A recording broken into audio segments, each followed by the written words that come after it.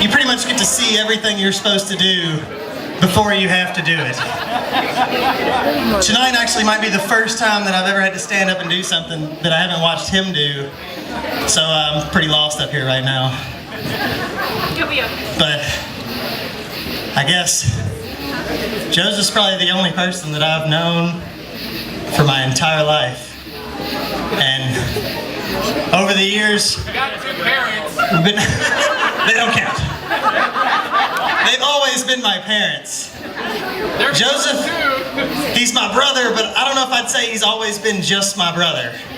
You know, when we were kids, we were rivals. It could get violent sometimes. Nanny knows. As we got older, it was more of a friendly competition. He may or may not know it, but everything he did, he was setting the bar. Way low. God, I hope so. I'll never be able to get there. As we got older, we went to high school, and I'd say we were competitors all the way up till his senior year. And most of you guys know he had a car accident, and I'll say the way he recovered from that accident, we weren't really competitors anymore. He was an inspiration. I knew I could do whatever I wanted because he proved you could do whatever you want if you want it bad enough. even that wears off eventually. I think.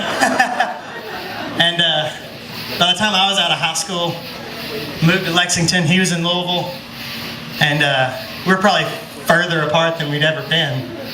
But somehow we were still just as close as ever. And we were a lot more like best friends. And I'll never forget, probably 3.5 years ago, he called me and he said, "I'm going on a date." And I was like, "Okay, why are you telling me?" He's like, "Your name's Victoria. You might know her, she's from Bardstown." And I was like, "Oh yeah, I know her." And? But I could tell by the way, he told me, and I was like, well, he's telling me, it must be important. And as any of you guys know that know Victoria, she grows on you over time. And I gotta say, standing up here, no matter what point in our life I was in, whether I was his rival or competitor, or whether he was my idol or best friend, I think the bar's been set pretty high, and I'm happy to see that he's finally got everything he ever wanted. And it's pretty clear to say that I can't say best friend anymore because he's standing there with the girl who's going to be his best friend for the rest of his life. Woo! To Joseph and Victoria. Love you guys. Well done!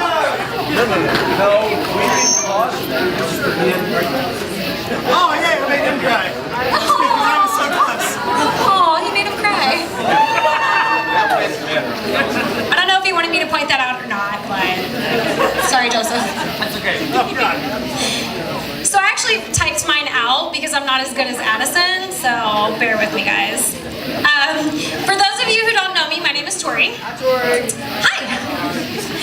And I actually had a really difficult time coming up with a toast. Because Victoria and I have known each other for 14-ish years, and I didn't really know where to begin. I've known her for over half of my life, and we have made so many memories together. From making 50 boxes of Jell-O and having a Jell-O fight, to staying up all night and talking about our hopes and our dreams and our futures. We did everything together, and we're pretty much inseparable. Over the years, a lot of people confuse us for sisters, and apparently they still do. And that's exactly what you've become to me. She's unofficially my sister. And as my sister, we've seen each other through highs and lows, good times and bad, and we have argued on more than one occasion. For a while, it was about boys and our opinions of them. So, I'm going to take this moment and give you my opinion on Joseph for the first time.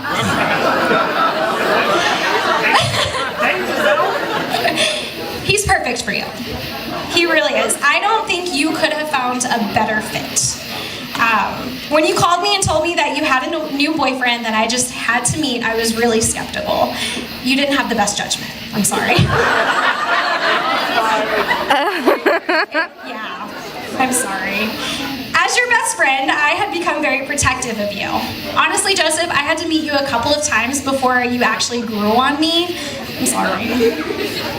And I think what really won me over was I came over to Victoria's apartment and it was semi-clean. And that was a big deal.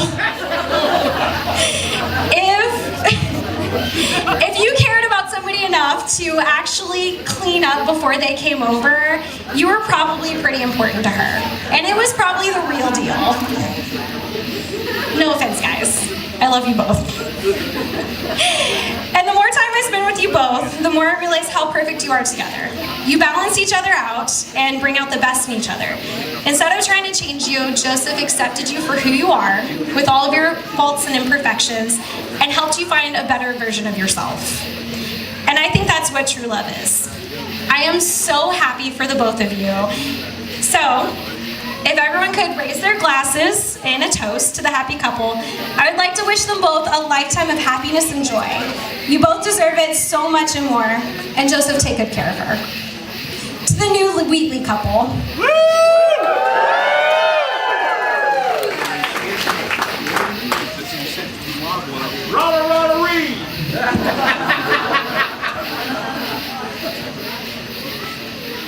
Alright, so I really suck at giving speeches.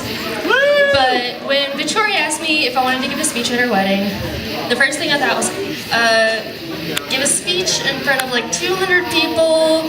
Are you kidding me? I'm probably one of your quietest friends you have. But then all I could think about is I couldn't say no to her. I love her very much, and she knows that. I'd do anything for her, but that wasn't always the case. When I'm going to go off of what Addison was talking about, how she has to grow on you. When we first met each other, we hated each other. It took several times of meeting each other and a few drinks, not gonna lie, maybe more than a few, for us to look each other in the eye and be like, you know, we just really need to get over this and just become friends. And we've been inseparable ever since.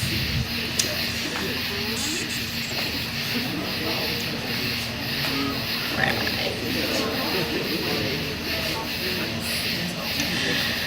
Which is reinforced at the end of every party when she is wandering around the house attached to Joseph saying, "You're not Ashley, I want Ashley." Every single party. Doesn't matter if we're out at a bar or in the house, it's always, "I want Ashley." If someone else comes in and tries to take care of her, "Nope, you're not Ashley, go get Ashley." That just proves that no matter where we are in life, we will always have each other, especially when we are kicking our husbands out of our house in exchange for the other one. What? So, yeah. I'm right here. I didn't know this. You're not my husband yet. Soon. Yeah. Not yet. Not yet. We would exchange our husbands for the other. For each other, yeah. For a girl time, to vent, or just to get away from them. But I love you too, Joseph. Don't forget that. And I can't wait to retire to Florida with both of you. It's going to be awesome. So if you all will raise your glass to Mr. and Mrs. Wheatley. Congratulations, guys.